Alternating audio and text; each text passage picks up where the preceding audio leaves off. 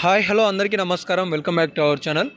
ఈ వీడియోలో రైతు భరోసా రైతు బంధుకి సంబంధించిన నిధులను రాష్ట్ర ప్రభుత్వం ఎప్పుడు రైతుల ఖాతాలలో జమ చేయబోతుందనే సమాచారం తెలుసుకుందాం.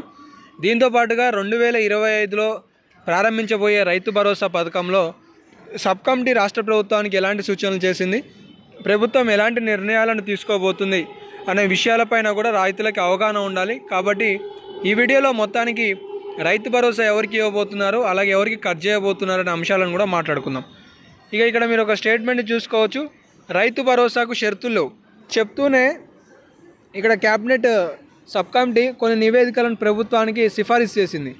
ఈ సిఫారసు చేసిన దాంట్లో ముఖ్యమైన ఒక అంశం ఏంటి అంటే సాగు చేయడం. సాగు అనేది ఇది నిజంగానే ఒక లోతైన పరిశీలన చేయాల్సిన ఒక అంశం అన్నమాట.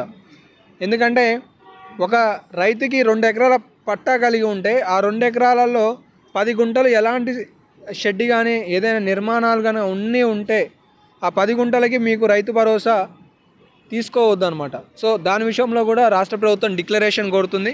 మొత్తానికైతే తెలంగాణ రాష్ట్రంలో రైతు భరోసాపై 5 నుంచి అప్లికేషన్లను స్వీకరించబోతున్నారు గ్రామ సభల ద్వారా.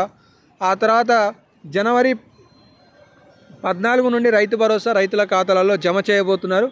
ఇక్కడ చూసుకోవచ్చు, సంక్రాంతి నుంచి రైతుల ఖాతాలలో పెట్టుబడి సాయం క్యాబినెట్ సబ్ కమిటీ నిర్ణయం, సీలింగ్పై 4న క్యాబినెట్ తుది నిర్ణయం తీసుకోబోతుందనే స్టేట్మెంట్లు అయితే ఇచ్చారు. తెలంగాణ రాష్ట్రంలో రైతు భరోసా పథకం కనుక ప్రారంభిస్తే రాష్ట్ర ప్రభుత్వానికి ఎంత మేర నిధులు కావాలనేది కూడా ఇక్కడ ఇచ్చారు. ఇక్కడ 5 ఎకరాల లోపు లేదంటే 5 ఎకరాల వరకు ఉన్న రైతులు 62 లక్షల మంది అయితే వారి చేతులలో 1,03,00,000 ఎకరాల భూమి కలిగి ఉన్నది.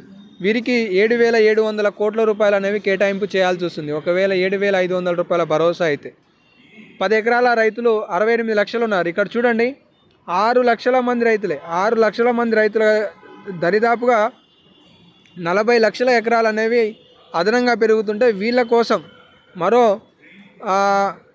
కరెక్ట్గా 2,500 కోట్ల రూపాయలు అనేవి కేటాయించాల్సి వస్తుంది. 6 లక్షల మందికి 2,500 కోట్లు కేటాయింపు చేయాల్సి వస్తుంది.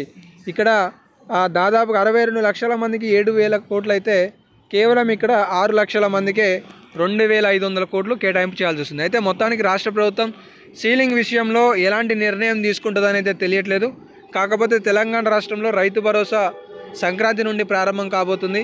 సాగు చేసే ప్రతి ఒక్క రైతుకి కూడా రైతు భరోసా ఇవ్వనున్నారనే విశ్వసనీయ సమాచారం అయితే తెలుస్తుంది. సో విధి విధానాలకి సంబంధించిన కొత్త జీవో రాగానే తదుపరి వీడియోలలో మీకు సమాచారం తెలియజేస్తాను.